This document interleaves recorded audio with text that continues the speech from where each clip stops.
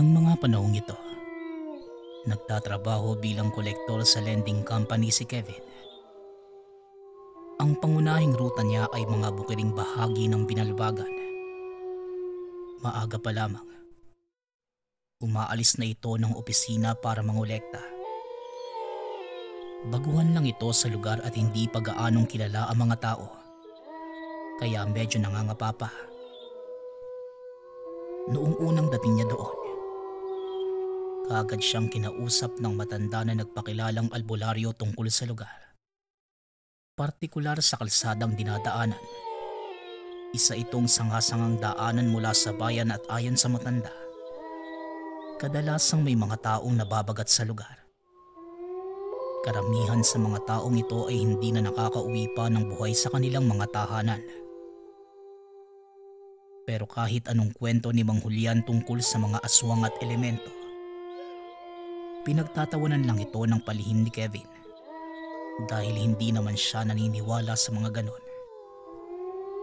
Alam mo, iho, wala namang masama kung paniniwalaan mo ang sinasabi ko. Isa pa, babala ko lang naman ito sa'yo, lalo pat gabi ka nang nakakauwi. Wika ni Mang Julian. Nilirespeto ko po ang paniniwala niyo, Manong. Pero alam niyo, hindi ko pa po nararanasan yung mga ganyan eh. Kaya ang hirap talagang maniwala. Tugon ni Kevin. Pero natigilan ang binata sa mga susunod na sinabi ng matanda. Huwag mo nang antayin na maranasan mo pa ang mga sinasabi ko, bata. Dahil pag dumating ang pagkakataong yon, baka mawala ka sa sarili mong pag-iisip. Wika ni Mang Julian. Napaisip si Kevin at medyo kinalabutan sa sinabi ng matanda. Sakto namang may dumating na pasyente, kaya kagad tumayo si Mang Julian para asikasuhin ito. Itinuloy naman ng binata ang trabaho para makauwi ng maaga. Pero sa kasamaang palad, may ilang kliyente na hindi pa di nakakabayad. Tinignan ng binata ang orasan. Nakita niya na mag-aalas 5 na ng hapon. Napailing na lang ito dahil wala naman siyang magagawa. Hindi makakauwi si Kevin hanggat hindi natatapos ang pangongolekta ng mga bayad ng kliyente. Hanggang sa sumapit na ang alas 6. Natapos na sa panggagamot si Mang Julian. Nagulat ang matanda dahil naroon pa din si Kevin sa loob ng sentro. Aba, hindi ka pa nakakauwi ah. Ginabi ka na talaga sa daan. Wika ni Mang Julian. Wala naman po akong magagawa, Manong eh. Kailangan ko po maisara ang kota ko bago bumalik. Tugon ni Kevin. Napailing na lang si Mang Julian.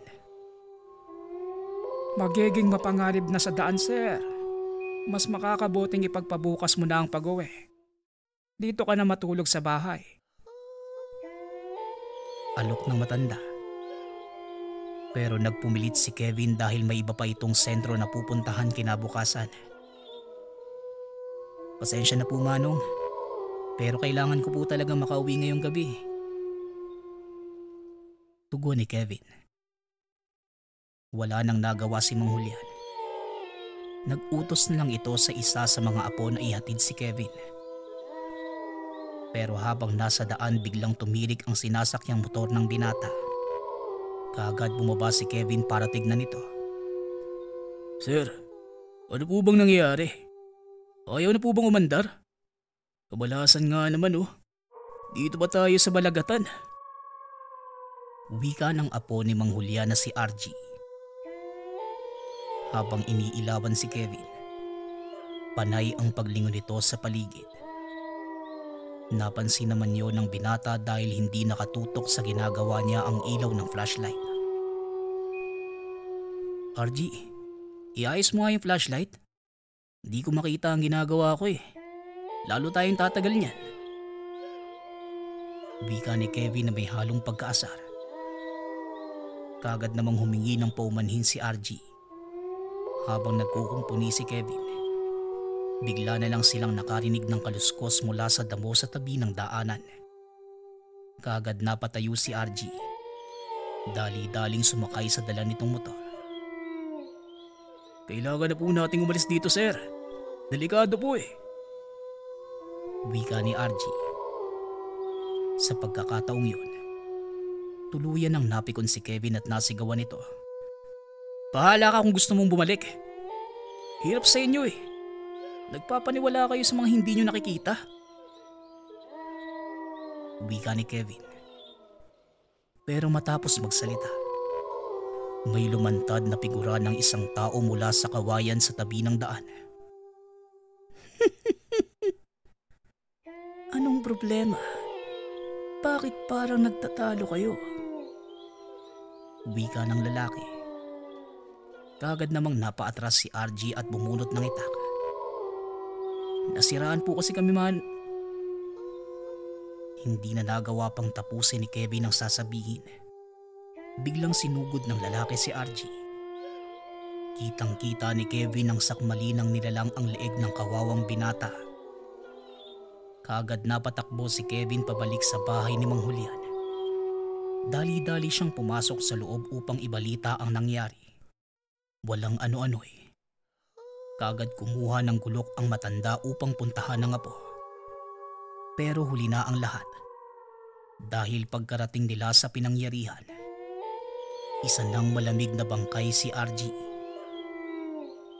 Kaagad hinarap ng matanda si Kevin at tinutukan ng itak. Kasalanan mo ang lahat ng ito. Hindi ito mangyayari sa apo ko kung nakinig ka lang sa sinabi ko sa'yo. Ngayon, ayan na ang patunay ng mga kwento ko. Ano sir? Makakangiti ka pa din? Sasabihin mo sa akin na hindi totoo ang mga aswang? Wika ni Mang Julian. Makikita ang galit at bigati sa mukha nito. Kagad naman itong inawat ng iba pang kalalakihang sumama.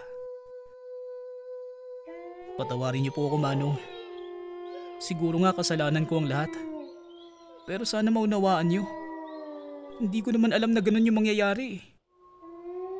Tugon ni Kevin.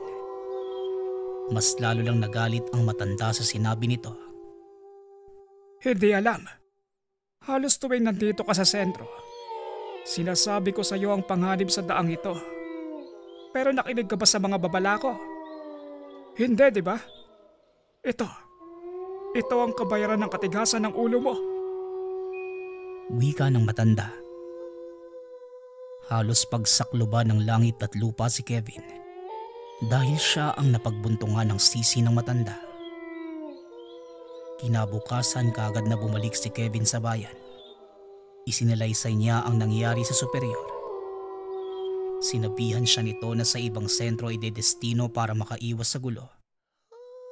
Pero hindi pumayag si Kevin. Nais niyang makabawi sa pagkakamali sa pamilya ng manggagamot. Nung araw ding yun, kaagad siyang bumalik sa bahay ni Mang Julian. Sakto namang nakaupo ito sa labas ng tahanan. Kaya nilapitan niya ito at kinausap. Manong, magandang tanghali po. Pwede ko po ba kayong kausapin? Aminado po ako na kasalanan ko kung bakit namatay ang apo niyo. Kung meron lang po sana ako magagawa para makabawi kahit papano. Wika ni Kevin. Napatitig sa kanya ang matanda. Kahit na anong gawin mo, hindi na maibabalik ang buhay ng apo ko. Pero kung gusto mong makabawi, merong paraan. Yon ay kung buo ang loob mo at talagang gusto mong makabawi sa akin. Tugon ni Mang Julian. Medyo nagdalawang isip si Kevin sa susunod na sinabi ng matanda sa kanya. Dahil balak nitong tugisin ng aswang na pumatay sa apo. Nagbibiro po ba kayo, Manong? Aswang po ang tutugisin niyo. Maaari po kayong mamatay sa gagawin natin kung sakali. Wika ni Kevin. Hindi ako kinilalang pinakamagaling na manggagamot kung hindi ko kayang makipagtuos sa mga aswang bata. Bueno, maghanda ka na't mamayang gabi. Tayo naman ang tatambang sa impaktong yon. Tugon ni Mang Julian. Wala nang nagawa si Kevin kundi sundin ang sinabi ng matanda. Hindi na din ito makakaatras dahil nagbitiw na siya ng pangako. Kinagabihan, palihim na naghanda ang dalawa. Naglabas ng mga kagamitan si Mang Julian. Iniabot niya ang isang gulok kay Kevin. Kasama nito ang botelya ng lana na ayon sa matanda, mabisa itong pangtunto ng mga elemento sa paligid. Sa oras na kumulo ang langis na laman ng boteng yan, ibig sabihin, nasa paligid lang ang aswang. Yan din ang magbibigay ng hudyat sa'yo para bunutin ang itak mo. Wika ni Mang Julian. Matapos ang paghahanda, kaagad silang pumunta sa daan kung saan hinarang ng nilalang si Kevin at Argie. Tumayo si Mang Julian sa gitna ng daan at paulit-ulit na hinamon ng nilalang. Ilang minuto pa ang nakalipas pero wala pa ding aswang na lumalabas. Mukhang hindi na magpapakita yung aswang, Manong. Umuwi na lang kaya tayo.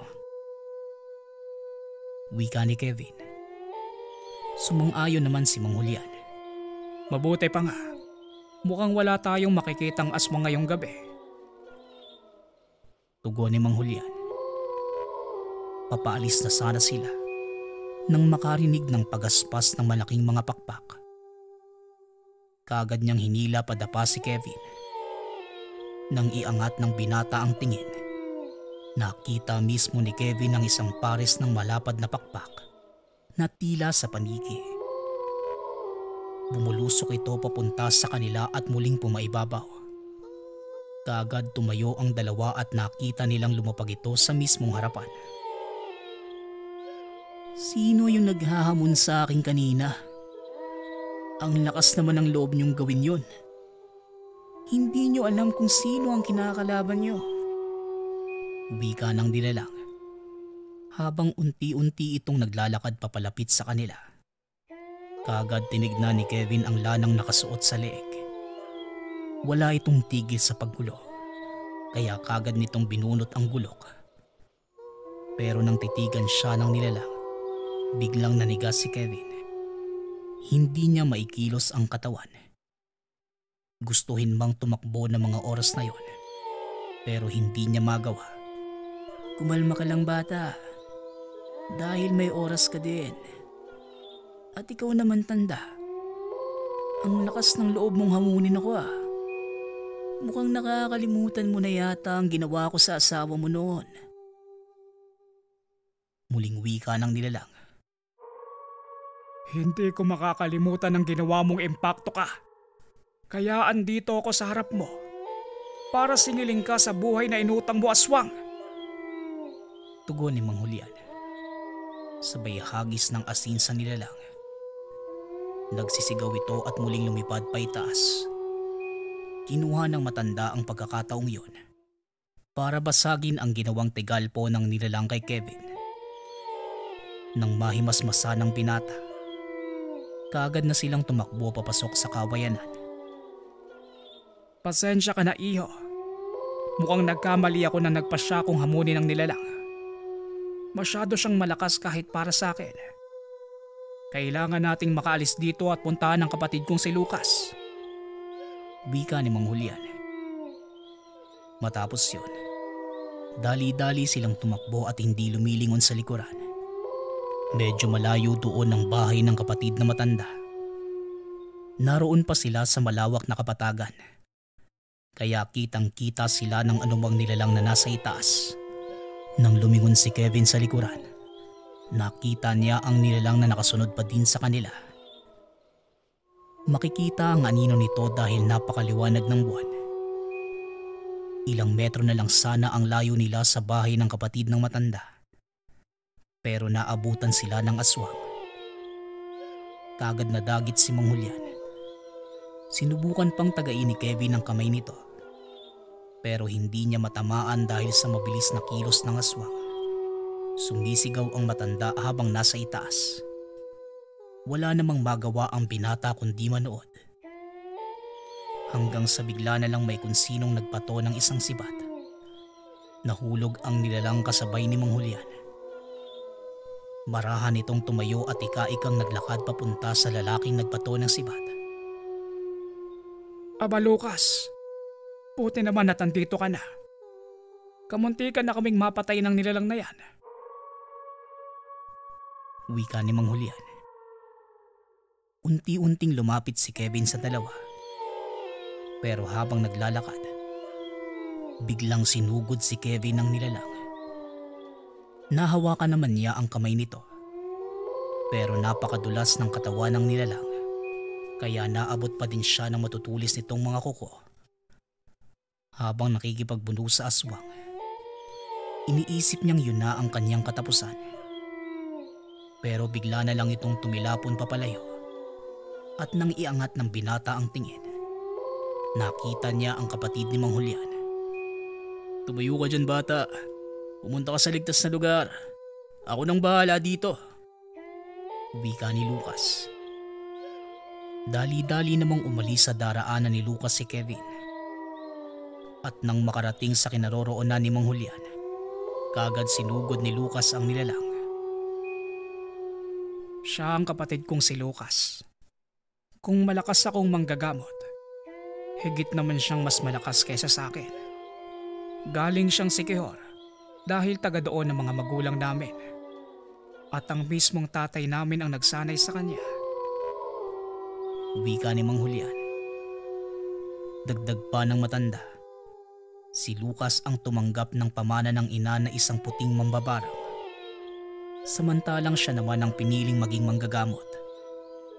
Sa kagustuhan niyang kahit papano magkaroon ng simpleng pamumuhay sa piling ng pamilya. Muling ibinalik ni Kevin ang tingin sa nakikipaglabang si Lucas. Nakatayo lang ito sa gitna ng kapatagan habang hinihintay ang pagsalakay ng nilalang. Maya-maya bigla na lang itong napunta sa likuran at sinunggaban si Lucas. Pero nagawa nitong pigilan ang nilalang sa pamamagitan lang na maliit na patpat. Pilit tinitignan ni Kevin kung ano ang bagay na hawak ni Lucas. Pero hindi niya magawang maaninag. Nagliliwanag ito na para bang sinag ng buwan. Inakala niyang isa itong uri ng napakakintab na patalim. Pero nang itarak ito ni Lucas sa katawan ng aswang, nakita ng binata na patuloy pa din ito sa pagliliwanag. Manong, yung hawak po ng kapatid niyo, ano pong tawag doon?" Tanong ni Kevin. Yan ang pinakainiingatan ng nanay namin noong nabubuhay pa siya. Ang tawag sa bagay na yan ay tungkod ng pulang duwende. Isang uri ng malakas na pangparusa ang gamit na yan. At sa tamang mga kamay, pagagawa mong pumatay ng kahit na anong elemento, maging ng mga demonyo. Tugon ni Mang Julian. Hindi makapaniwala si Kevin sa mga narinig. Pero nasa mismong harapan na niya ang patunay na may mga elementong nabubuhay sa mundo.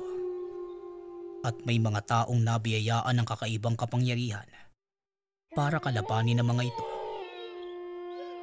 Habang tumatagal, napapansin ni Kevin na parami ng parami ang mga kalaban ni Lucas at nagmumula ang mga ito sa iba't ibang direksyon. Unti-unti nang bumabagal ang pagkilos nito hanggang sa tuluyan ng napaluhod. Lucas, kaya mo pa ba? Tutulong na ba ako? Tanong ni Mang Julian. Pero tinignan siya ng masama ni Lucas at nagsalita. "Diyan ka lang, Kuya Julian. Dahil hanggat hawak ko ang tungkod ng pulang duwende, walang nilalang na makakatalo sa akin." Tugon ni Lucas. Muli itong tumayo at kahit na medyo nangihina, hindi ito tumigil sa pag-atake. "Tingnan mo ang sarili mo. Sinasabi mo sa iba na kaya mo pang lumaban. Pero makikita naman na unti-unti nang nauubos ang lakas mo. Hindi magtatagal. Mamamatay ka din tao." Wika ng aswang, sabay sakal kay Lucas. Hindi na nakatiis si Kevin. Pinunot na niya ang gulok at tumakbo papunta sa kinaroroonan ni Lucas at ng mga aswang. Inakala ng mga ito na lalapit ng husto si Kevin. Laking gulat nila nang ibato ng binata ang hawak na gulok sa nilalang na nakasakal kay Lucas. Saktong tumama ito sa noo ng aswang, kaya nabitawan nito si Lucas. Kaagad naman itong kinuha ang gulok na nakatusok sa ulo ng aswang at walang tigil na tinadtad ang nilalang sa harap niya. Samantala sa kabilang dako naman, nakita niyang papasugod kay Kevin ang 3 pa sa mga kasamahan ng kalaban. Dali-dali siyang tumakbo papunta sa binata para pigilan ito. Sa pagkakataong yun, kumilos na si Mang Julian. Binunot nito ang sibat na nakatarak sa lupa. Itinusok ito sa unang aswang na nakasalubong. Nang makarating si Lucas sa kinatatayuan ni Kevin, kaagad niya itong hinawi. At sa kasamaang palad ay siya ang nakalmot ng aswang. Napahiyaw sa sakit si Lucas. Kaagad ding gumanti sa nilalang na umatake sa kanya. Nagpatuloy ang labanan hanggang sa iisa na lang ang natitira. Sinubukan pa nitong tumakas pero hindi na din niya nagawa pang makalayo. Kaagad itong naabutan ni Lucas. At gamit ang tangang tungkod ng duwending pula, pinadapa niya ito sa lupa. Walang iya ka talaga. Ang tapang niyo kanina dahil marami kayo. Tapos ngayon tatakas ka? Wika ni Lucas.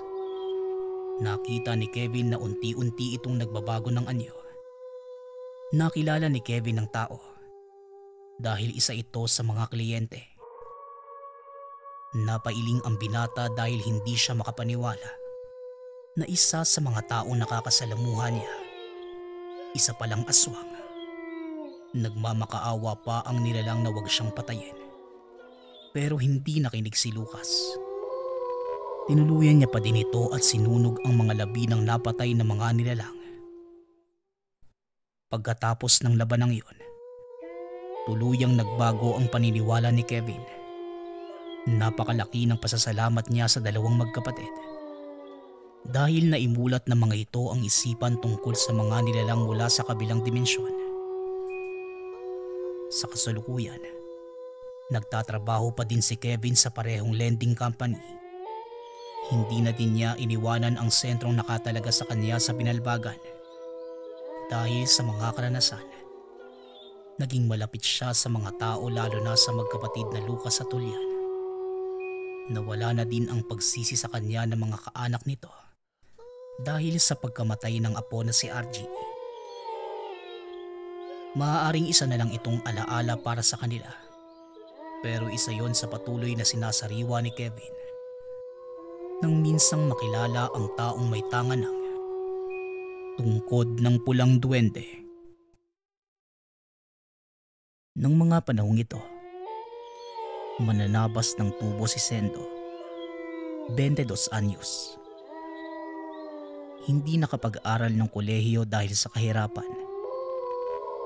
Sa murang edad, nabatak ang katawan niya sa trabaho, kaya naman bilugan ang pangangatawan.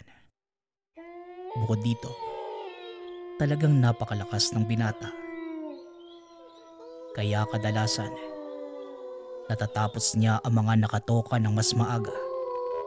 Napakasipag din ni Sendo kaya pinagkakatiwalaan ito ng amo. Madaling araw pa lamang, nagagapas na si Sendo. Hindi niya alintana ang kati na dulot ng basang dahon ng tubo. Ang dahon ng tubo ay may maliliit na tila mga buhok na kapag nabasa ng hamog o ulan, dumidikit ito sa balat ng tao. Maaaring bumaon at magdulot ng pangangati. Dahil kadalasang madaling araw nagsisimula si Sendo, maaga din itong umaalis ng tahanan. 3:00 ng madaling araw, naglalakad na ito papunta sa ginagapasan. Hanggang sa isang araw, may nakakapangilabot na engkwentro siyang naranasan. Medyo may kalayuan ng tubuhan mula sa bahay ng binata. Mahigit 30 minutong lakaran. At ang dadaanan ay maliit na sapa, kawayanan at malawak na tubuhan sa magkabilang bahagi ng daanan. Habang naglalakad si Sendo, may napansin siyang itim na figura sa tabi ng sapa. Noong una akala niya kalabaw lang, pero nanlamig ang binata nang tumayo ito gamit ang dalawang paa. Kaagad napatago si Sendo sa mayabong na tubo at pinagmasdan kung anong nilalang ang nakikita. Swerte namang hindi siya napansin nito. Umalis din ang nilalang at nang masiguro ni Sendo na wala na, dali-dali niyang pinuntahan ang pinanggalingan ng nilalang. Pero laking gulat niya nang makakita ng isang patay na katawan ng baboy. Doon niya nakumpirma, aswang nga ang nilalang na nakita. Inilabas ni Sendo ang patalim na gamit sa pantabas at marahang naglakad dahil baka makasalubong niya ang nilalang. Sinundan niya ang mga bakas nito hanggang sa matunto ng isang kubo. Pamilyar sa kanya ang kubong yon dahil ito ang tahanan ng isa sa mga kasamahan na si Esoy. Nang mga panahong yon, hindi alam ni Sendo ang gagawin. Nagdadalawang isip kung kukumprontahin ba niya ito o wag na lang. Alam niya sa sarili na maaari siyang mapahamak, kaya minabuti ng binata na ipagpaliban ang iniisip at tumuloy na lang sa paggapas. Pagsikat ng araw nakita naman niya si Esoy. Binati pa siya nito. At para hindi mahalata ang mga nalaman, tumangulang si Sendo bilang pagbati. Pinagmamasdan niya ito habang nagtatrabaho. Tinitignan kung meron bang kakaiba. Hanggang sa napansin ni Sendo si Esoy. Umiiwas itong pumasok sa makapal na tubuhan. Palaging nasa tabi kung saan malawak at hindi didikit sa balat ng tubo. Alam niyang aswang si Esoy, pero hindi alam ni Sendo kung ano ang dapat niyang gawin. Wala naman itong alam kung paano mapapatay ang aswang. Hanggang sa naalala niya ang kaibigan ng ama na si Mang Manuel. Kilala itong manggagamot at maraming sabi-sabi na nakapatay na ng aswang. Pagkatapos magtrabaho, kaagad niyang pinuntahan ang bahay ni Mang Manuel. Sakto namang nagpapahinga ang matanda, kaya kaagad niya itong nilapitan. Magandang hapon po, Mang Manuel. Meron lang po sana akong itatanong sa iyo eh. Wika ni Sendo. O ano naman yon? Nanuno ka ba? O baka naman nakulam ka? Tugon ni Mang Manuel habang humihigop ng kape. Hindi po, Manong. Kasi po, paano ba to? Ganito po, Manong. Kaninang madaling araw, habang papunta ako sa gapasan, may nakita akong napakalaking... Hindi natuloy ni Sendo ang sasabihin dahil biglang sumabat ang matanda. Kalabaw. Alam ko, nandoon din ako. Nakita kitang sinusundan mo ang aswang. Oo, tama ang hinala mo. Aswang nga si Esoy. Naghahanap lang ako ng solidong pruweba para mapatay ang hayop na yan. Wika ni Mang Manuel. Nagulat si Sendo. Hindi man lang niya napansin ng matanda ng mga oras na sinusundan niya ang nilalang. Dagdag pa ni Mang Manuel, kailangan muna nilang planuhin kung paano mapapatay ang aswang. Hindi sila pwedeng basta pumasok sa dome ng kalaban. Inutusan ng matanda si Sendo. Manmanang mabuti ang bawat kilos ni Esoy. Yun naman ang ginawa ng binata. Kaso, tila nahalata naman ni Esoy ang pagsunod sa kanya ni Sendo. Kaya naman naging maingat ito sa mga kilos. Hanggang isang hapon, araw ng sweldo, nagkayaya ang mag-inuman ang magkakasama sa gapasan. Pagkakataon nito kay Sendo na mahuli si Esoy. At para walang tumanggi sa mga kasamahan, siya ang nagpresenta na bumili ng inumin. 5 galon ng lambanog ang binili ng binata. Medyo may kalakasan sa inuman si Sendo at hindi gaanong nalalasing. Habang tumatagay, pinapakiramdaman niya si Esoy hanggang sa tuluyan ng malasing ang lahat ng mga kasamahan. Nagkunwaring tulog si Sendo at habang nakapikit ang mga mata, nakikiramdam lang ang binata. Magkatabi sila ni Esoy na mga sandaling yun. Nang maramdaman niya na kumilos ito, bahagya niyang minulat ang mga mata at nakita na papatayo na si Esoy. Hinayaan lang ito ni Sendo na makalis. Alam niya sa sariling nagpapanggap lang din itong lasing. Kaya nang makalayo si Esoy, kagad niya itong sinundan. Hanggang sa makita na pumasok ito sa kawayanan sa tabi ng sapa. Lumuhod sa harapan ng puno ng lanyete at may hinukay. Isang sisidlang gawa sa sungay ng kalabaw. Naghubad ng damit si Esoy at binuhos ang laman ng sisidlan. Mula sa ulo papunta sa buong katawan. Napakalayo ng distansya ni Sendo ng mga oras na yon. Pero naaamoy pa rin niya ang napakabahong amoy. Nagmumula ito sa likidong pinaligo ni Esoy sa katawan. Patuloy niyang pinanood si Esoy sa ginagawa nito. Hanggang sa tila ng lamig siya dahil bigla na lang nawala si Esoy sa harapan. Hanggang sa nanigas ang katawan ni Sendo nang may marinig na angil mula sa likuran. Marahan siyang lumingon at nakita ang napakalaking baboy ramo. Nanlilisik ang mga mata at may napakatalas na mga ngipin. Napaatras ang binata habang yung nilalang naman patuloy lang ang paglapit sa kanya. Swerte naman na may dalang panaba si Sendo ng mga oras na yon, kaya sinugod niya ang nilalang. Kaso napakabilis nitong kumilos, ni hindi niya ito matamaan. Hanggang sa aksidente niyang nabitawan ng panabas. Naisip niya na tumakbo papasok ng kakawihan. Hindi pa gaanong mahaba ang mga tubo ng mga oras na yon. Kitang-kita ni Sendo ang nilalang habang nakasulod sa kanya. Patuloy lang sa pagtakbo si Sendo hanggang sa napansin na tila wala nang nakasunod sa kanya. At nang lumingon sa likuran, nakatayo na lang ang nilalang habang nagkakamot ng buong katawan. Naalala ni Sendo ang dahon ng tubo. Medyo makapal din ang hamog ng mga oras na yon.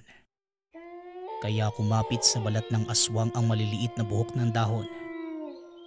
Habang abala sa paggamot ng katawan ng nilalang, naghanap si Sendo ng bagay na pwede niyang ipanghampas o ipangsaksak.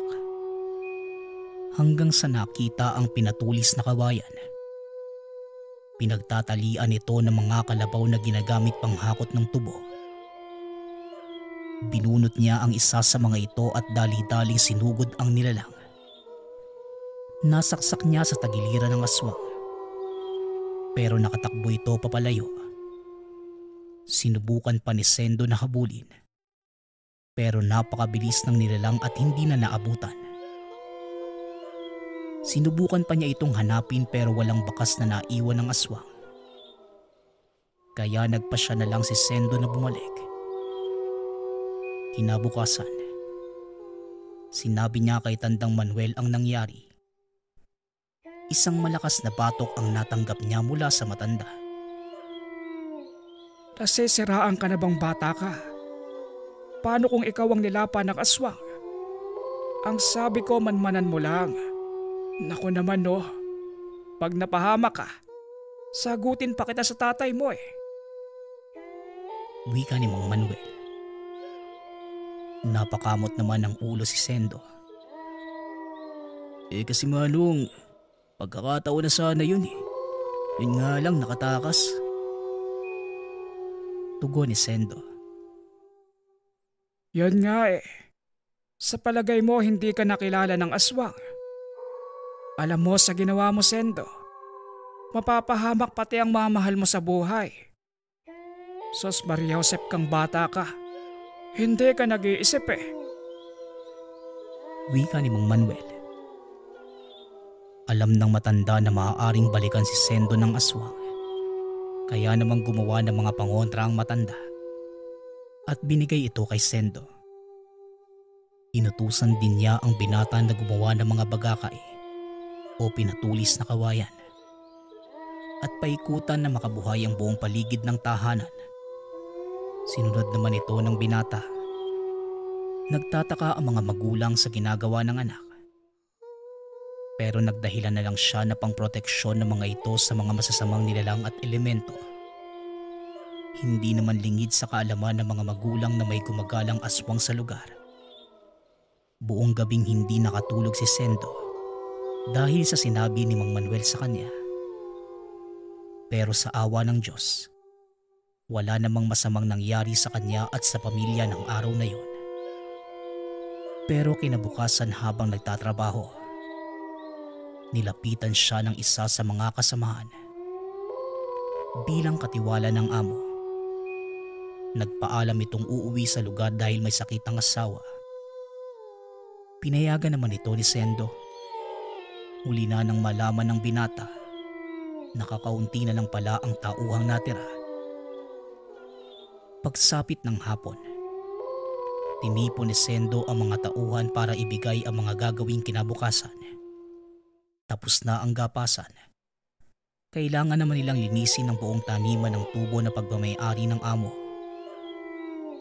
Hinanap niya sa paligid si Esoy, pero hindi naman niya ito nakita.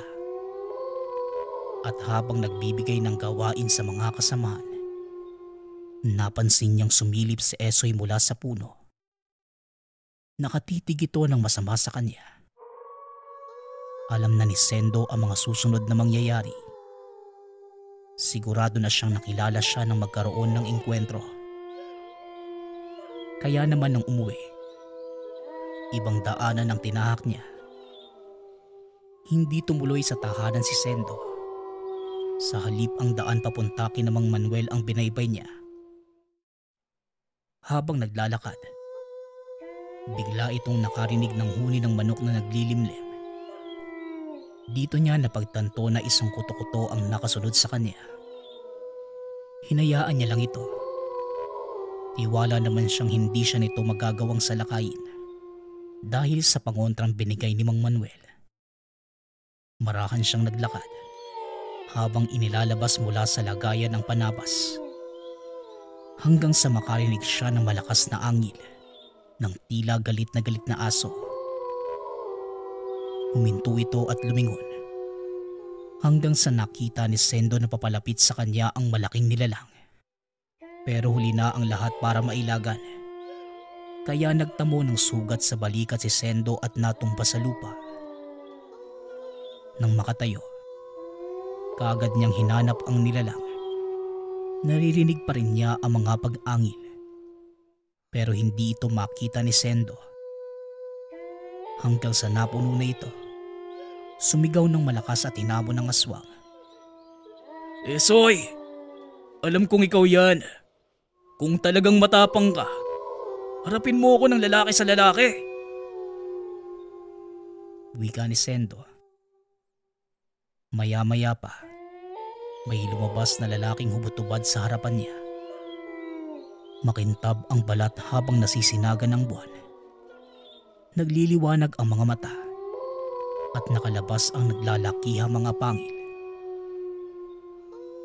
Hindi ka na sana nakialam pa, Sendo. Hinayaan mo na lang sana akong gawin ang gusto ko eh. Wika ni Esoy. Napangiti naman si Sendo at sinabing, alam mo namang hindi ko papayagang magasik ka ng kasamaan dito sa lugar namin. Kaya pasensya ka na, dahil kahit ikamatay ko, pipigilan kita. Tugon ni Sendo.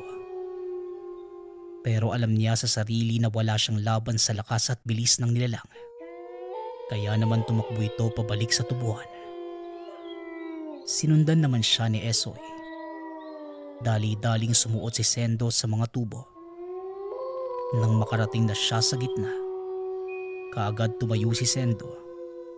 Pinapakiramdaman niya ang mga kaluskos na mga dahon. Ginamit niya ito para malaman ang pagmumulan ni Esoy. Maya-maya ay may kumuluskos sa bandang likuran. Inantay niya itong makalapit at inundayan ng tagagamit ang panabas. Hanggang sa napasigaw sa sakit si Esoy. Alam ni Sendo na napuruhan ito dahil dinig niya ang pagtama ng talim ng panabas sa buto ni Esoy. Tuloy-tuloy na pag-atake ang ginawa ng aswang sa kanya. Pero hindi pa rin ito makalapit ng husto dahil alam ni Sendo kung saan manggagaling si Esoy. Dagdag pa ang pangontrang suot ng binata. Kaso, tila hindi nauubusan ng lakas si Esoy at hindi din ito iniinda ang mga natamong sugat. Hanggang sa unti-unti nang nakakaramdam ng pagod si Sendo dahil sa mga pag-atake.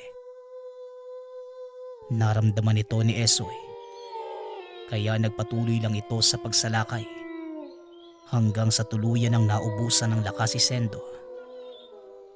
Inisip ng binata na yun na ang katapusan.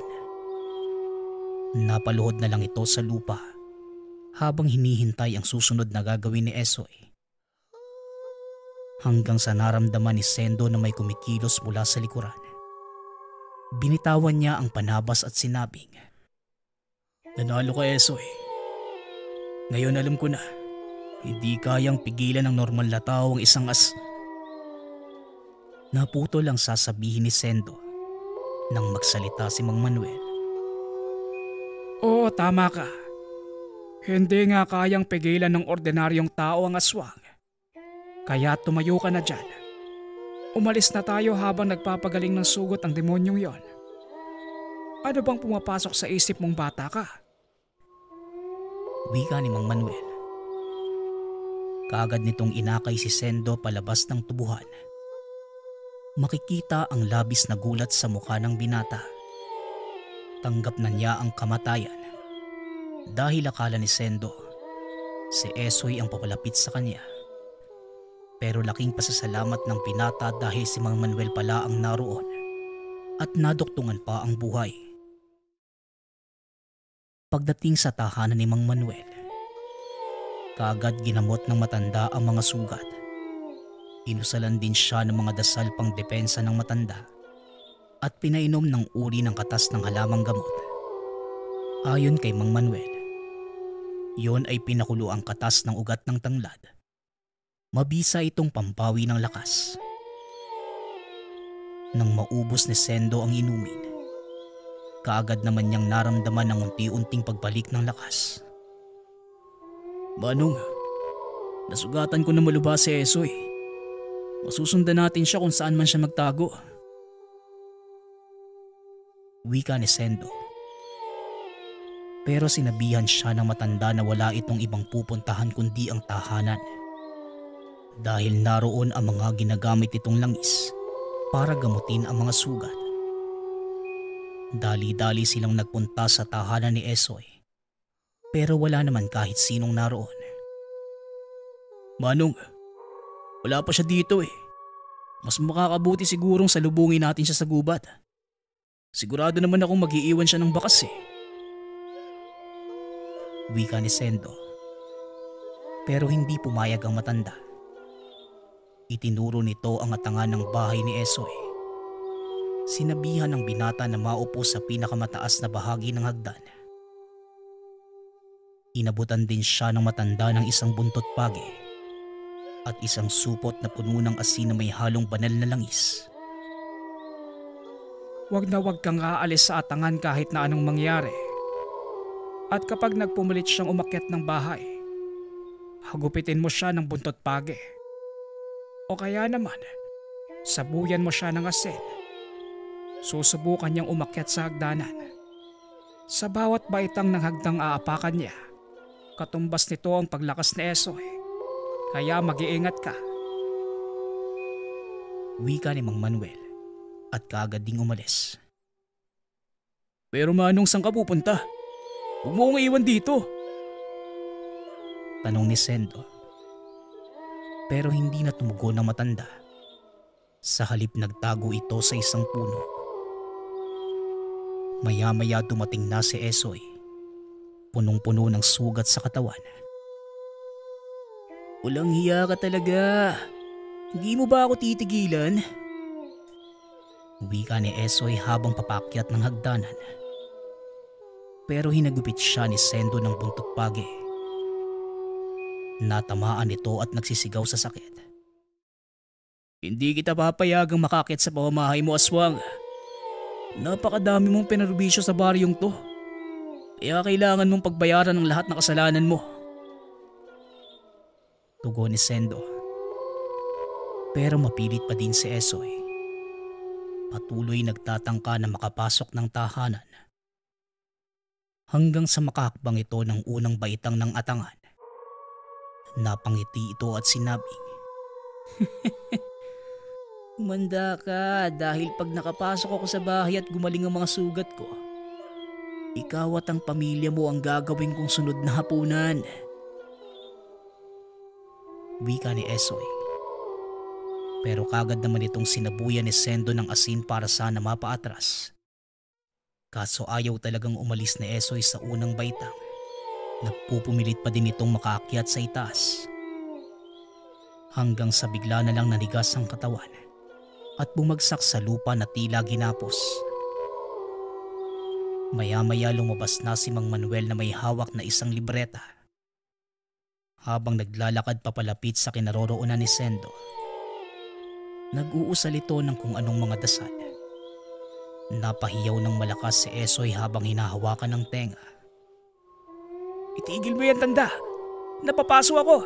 Itigil mo yan! Sigaw ni Esoy.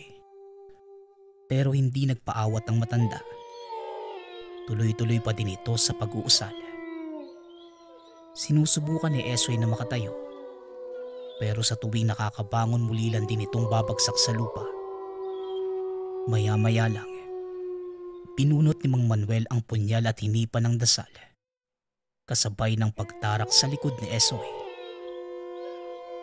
Sa ngalan ng Diyos na lumikha ng lahat at sa pisa ng kapangyarihang ginawad sa akin, hinahatulan kita ng kamatayan at sumpang hinding-hindi ka na makakabalik. Ikaw at ang mga kauri mo. Wika ni Mang Manuel. Nang bunutin niya ang punyal, bigla na lang nagliyab ang buong tahanan ni Esoy. Unti-unting gumagapang ang apoy papunta sa aswang hanggang sa tuluyan na itong matupok. Hindi makapaniwala si Sendo sa nakitang kakayanan ni Mang Manuel. Hindi niya akalaing ganito pala ito kalakas. Pero sinabihan siya na matanda na isikreto ang lahat ng nakita. Ayaw ni Mang Manuel na malaman ni naman na may ganun siyang kakayahan. Sa kasalukuyan, naninirahan na si Sendo sa Maynila kasama ang pamilya. Pero hindi pa rin niya malilimutan nang minsang makilala ang napakalakas. Nung mga panahong ito, bagong salta si Sikaryo sa probinsya ng Siquijor mula sa Maynila. Nang makatapos ng kolehiyo, pagsapit ng bakasyon pinili niyang bisitahin si Lola Pasing. Mag-isa na lang sa buhay ang matanda, kaya nautusan si Sikaryo ng mga magulang na pansamantalang samahan si Lola Pasing. Kamamatay lang ng lolo, kaya mag-isa na lang ito sa buhay. Wala namang problema yon kay Karyo, sapagkat gusto niya rin makita ang lola. Nais niya itong samahan hanggat wala pa siyang gaanong ginagawa. Laking mangha ni Karyo dahil sa edad ng lola na 74. Nakakapagbalat pa ito ng nyog at nakakapagkayod pa ng kopra. Mula pagkadalaga ni Lola Pasing hanggang sa nagkaedad, hindi nagbago ang hanap buhay nito. Kaya magmula nang makarating si Sikaryo, magkatuwang na sila sa mga gawain. Sa pagbebenta, sikaryo ang nagbubuhat at nagtutulak ng kartelya. Sa loob ng 2 buwan ni Karyo na pagtira sa lugar, napansin naman niya na hindi siya hinahayaan ng matanda na maglakad ng mag-isa sa pupuntahan. Kahit paglangoy sa dagat kasama ang mga pinsan, nakabuntot pa rin si Lola Pasing. Kaya nang magkaroon ng panahon para kausapin ang masinsinan ng matanda, natanong niya ang tungkol doon. Lola, huwag niyo sanang mamasamain niyo, itatanong ko sa inyo ha. Pero bakit hindi niyo ko inahayaang maglakad mag-isa at dapat palagi kayong kasama? Tapos madalas pa, sa tuwing aalis tayo, lagi kayo may pinapahid sa akin na langis na nanggagaling sa maliit na bote. Para saan ba yun, Lola? Tanong ni Karyo. Napailing lang ang matanda at ngumiti sapo. Palibhasa po. Hindi ka dito lumaki kaya hindi mo alam kung anong dahilan. Ngayon ko lang ipagtatapat sa iyo ito. Matagal ko na itong tinatago sa iyo sapagkat alam kong matatakot ka. Kaya lagi kitang sinasamahan dahil sa mga aswang na interesado sa iyo. Ang langis na pinapahid ko, isa yung sa bulag laban sa kanila para hindi kanila makita. Tugon ni Lola Pasing. Sa narinig ni Karyo, nabigla siya ng labis dahil hindi niya akalain na totoo pala ang mga aswang. Totoo po ba yun, Lola? Kaya pala minsan nagtataka ako eh.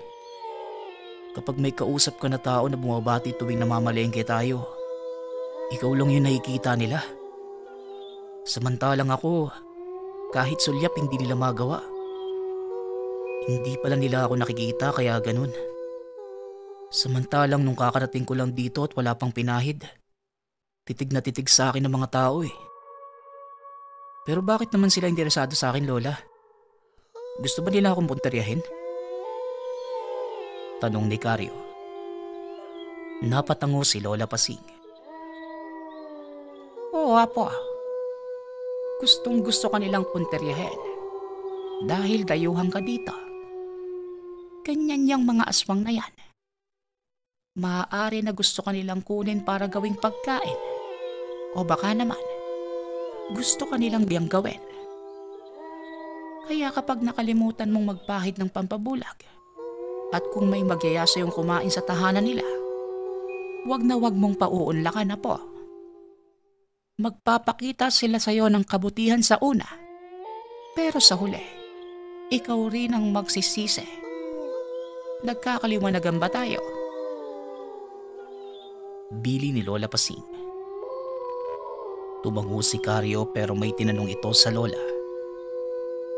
Sa palagay mo, Lola, bukod sa mga tagapalengke na malayo dito, sino pa ang mga aswang na malapit mismo sa atin para maiwasan ko? Tanong ni Karyo. Nakikita mo ba yung nag-iisang kubo na malapit sa tindahan ni Rosita? Yung pamilyang nakatira doon. Yun yung agresibong aswang na pumapatay at kumakain ng tao. Pero nananatili pa rin niyang sabi-sabi. Wala pang konkretong ebidensya kaya hanggang ngayon, hindi pa rin sila tinutugis. Tugon ni Lola Pasing. Hindi makapaniwala si Karyo sa natuklasan. Lalo na't yung dalagang anak ng mag-asawang nakatira doon, lihim niyang tinatangi.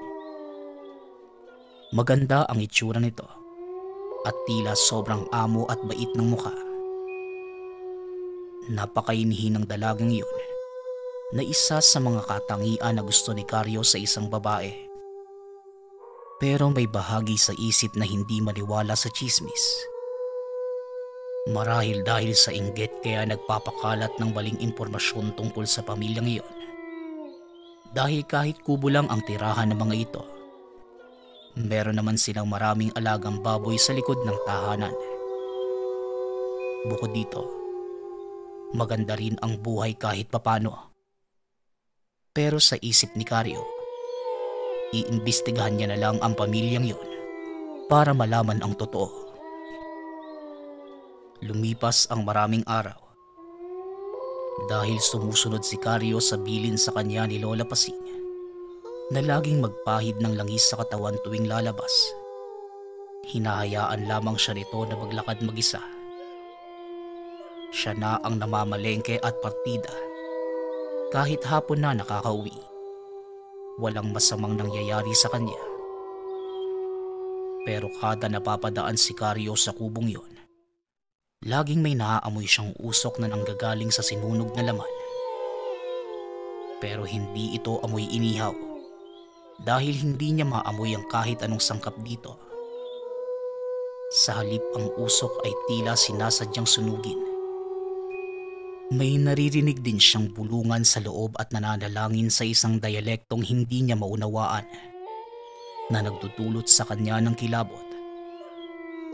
Pero kahit ganon, hindi pa rin pumapasok sa isipan na baka aswang nga ang pamilyang iyon. Sa tingin niya, nagdarasal lamang ito dahil gabi na. Kaya ng mga oras na yon, nagpatuloy lang sa paglalakad si Carlo pauwi ng tahanan. Unti-unti nang lumalatag noon ang dilim at nag-iingay na rin ang mga kuliglig sa matataas na damo. Eksakto bago makarating sa kanila, meron pa siyang madadaanang talahiban. Maingay sa parting yon, hindi lamang dahil sa mga kuliglig, kundi pati na rin sa mga palaka. Sa paglalakad, nagulat siya nang merong narinig sa hindi kalayuan. Mga paglugutok ng kung anong bagay na nakatago sa loob ng talahiban. Kasabay nito, ang biglaang paglawis-wis ng mga damo at isang indikasyon na merong nagtatago sa bahaging yon. Natigilan siya sa paglalakad. Nang mawala ang mga kaluskos, nagpatuloy na ito sa paglalakad. Sa tingin niya, baka isa lang itong aso na naligaw sa kakahuyan. Halos malaglag ang puso niya sa matinding pagkagulat nang may makita na napakapangit na nilalang na lumabas ng talahiban. Nakadapa ito at itsurang impakto. Solidong itim ang mga mata, punong-puno ng balahibo ang muka. Napakalaki ng bunganga at merong matutulis ng ngipin habang tumutulo ang malapot na laway. May inaamoy pa yon sa lupa habang umaangil.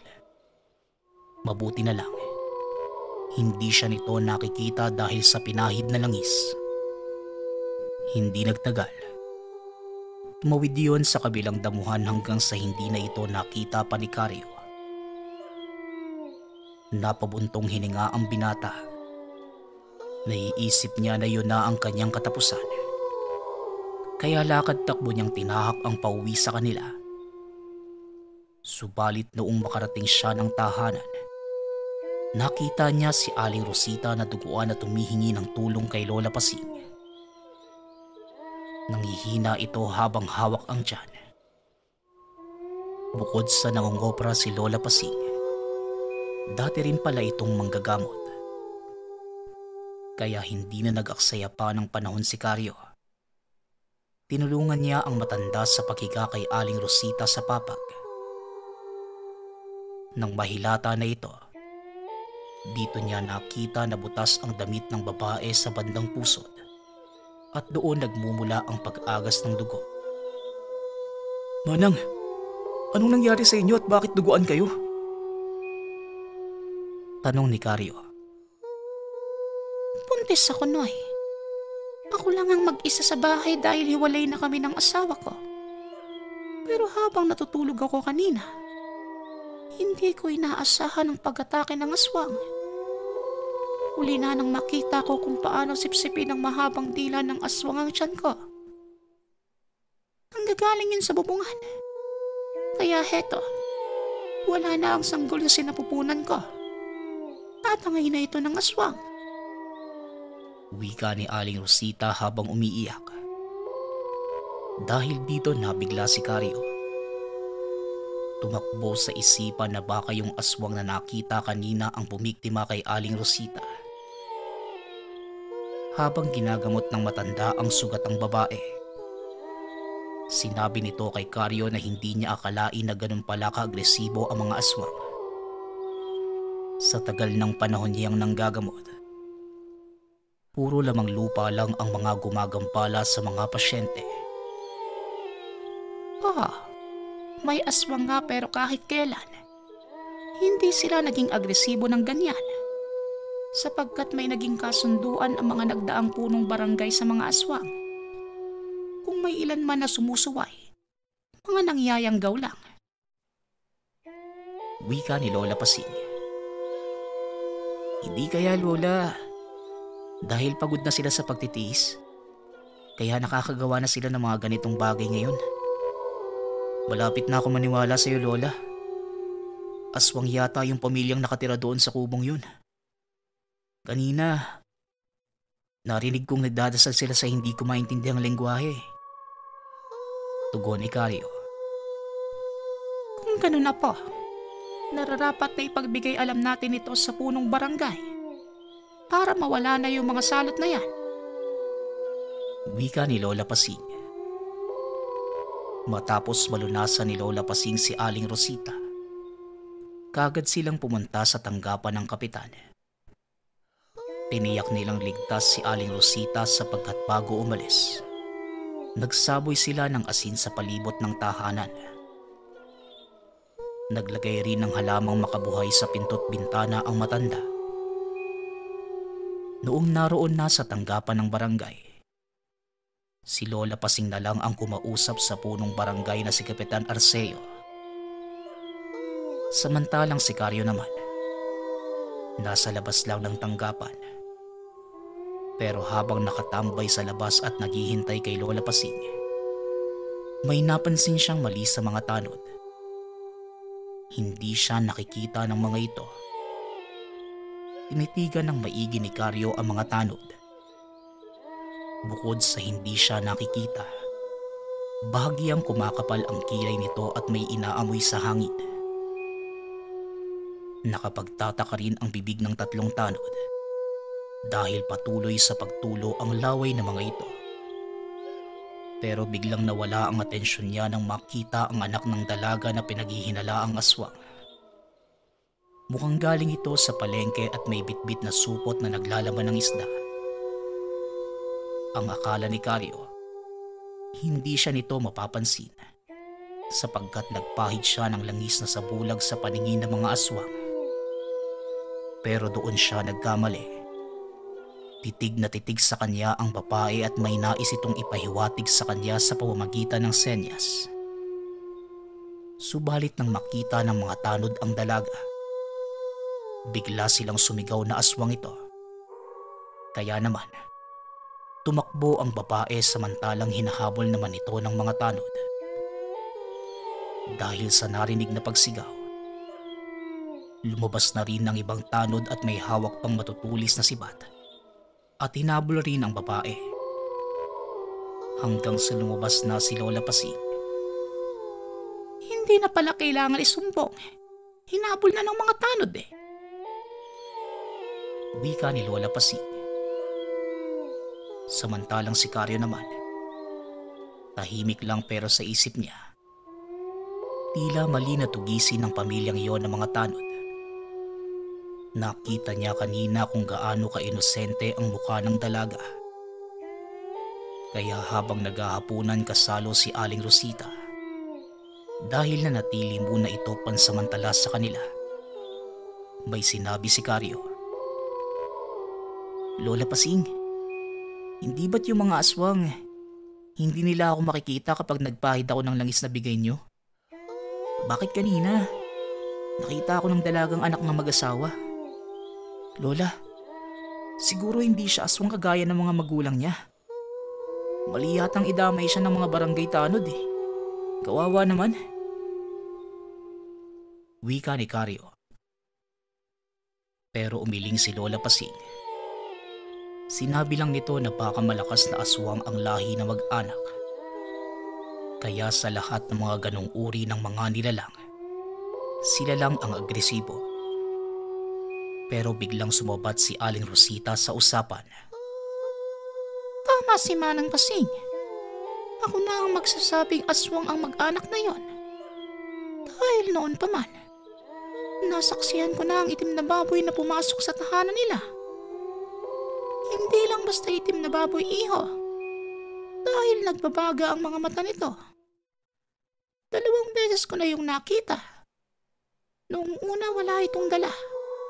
Pero sa makalawa, nakita ko yung itim na baboy na may daladalang lamang loob ng tao. Kasalanan ko rin kung bakit hindi kagad ito naparating sa punong barangay. Kaya ito ang resulta ng katanghan ko. Pati yung anak ko na nasa sinapupunan pa lamang. Hinayop na ng mga impaktong yon. Wika ni Aling Rosita. Naiyak ito nang maalala ang anak. Ramdam ni Lacario ang paghihinagpis ng babae. Kaya tuluyan nang naniwala si Cario na aswang nga ang mag-anak na yon. Kinagabihan, pasadong 11:00 ng madaling araw, pinulabog sila ng mga katok. Naroon si Kapitan Arceo kasama ang mga tanod. Pinagbuksan niya ito kagad. Nagising na rin noon sila Aling Rosita. Kaya nang mapapasok ni Cario ang mga taga-barangay, natanong ni Lola Pasing kung anong nangyari. Namansyahan ng dugo ang damit ng mga ito. Napatay na namin yung mag-anak na yon. Kahit madilim, inabol namin sa kakahuyan. Na-corner naman namin, kaya pinagtataga namin hanggang sa mamatay. Kaya nga lang, nakatakas yung anak na babae. Sa kasamaang palad, hindi na namin matagpuan. Wika ni Kapitan Arceo. Habang nagkukwento ang kapitan at ilang mga tanod, may napuna si Cario. Nakita niya na may mga pasa ito sa mukha. Pero pinagkibit-balikat niya lamang niya ito at inisip na baka nanlaban yung mag-anak na aswang. Kapitan Arceo, kung sakaling makita niyo yung nakatakas na aswang, huwag kayong magdadalawang isip na patayin.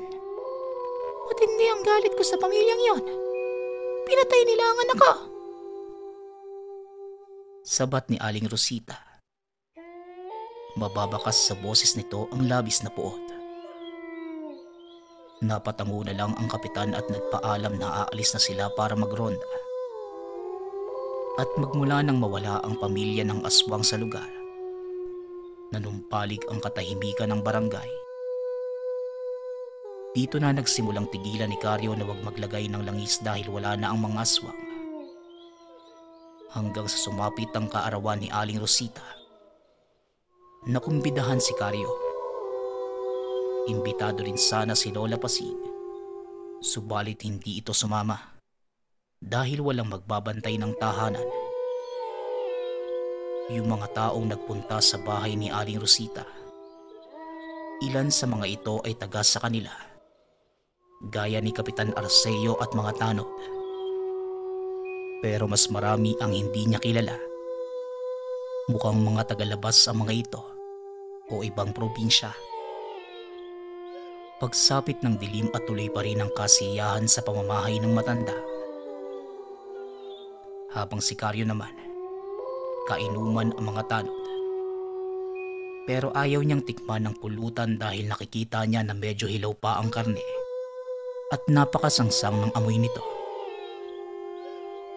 Maya-maya pa, nagulat si Cario na magsalita ang isa sa mga tanod na kainuman na si Mang Ambo.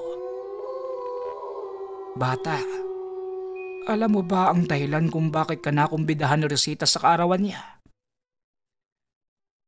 Tanong ni Mang Ambo. Nahiwagaan si Cario sa tanong ni Mang Ambo. Nakita pa niya na napanghisi ito ng abot-tenga. Bakit po Mang Ambo? Ano po bang meron? Tanong ni Cario. Ikaw ang kailangan niya. Wika ng matanda. Matapos magsalita ni Mang Ambo, lahat ng bisita na naroon ay sabay-sabay na tumingin sa kanya. Pati na din si Aling Rosita. Hindi nagtagal. Naglagutukan ang lahat ng buto ng mga ito. Mula sa tanod, Kapitan at si Aling Rosita. Nagsikapalan ang mga kilay. Tinubuan ng matutulis ng ngipin at naging solidong itim ang mga mata. Halos atakihin sa puso si Karyo sa natuklasan. Hindi niya akalain na aswang pala ang mga taong malabo niyang pag-isipan. Lulusob na sana ang mga ito sa kanya. Subalit nakarinig siya ng hiyawan ng mga tao sa labas at sabay wasak ng pinto. Pagtingin doon ni Karyo, sobrang daming mga tao sa labas. Tangan ang mga sibat at sulok. Sumisigaw na patayin ng mga aswang. Kaya tumabi si Karyo at binigyan daan ng mga tao para atakihin ng mga aswang. Subalit bigla siyang napasubsob sa sahig na may sumapak sa kanya. Nang tignan niya kung sino, si Kapitan Arceo pala. Mukha na itong impakto at galit na galit sa kanya. Pero hindi nagtagal. May narinig na sigaw si Karyo mula sa likuran. At pagtingin niya, nakilala niya kung sino.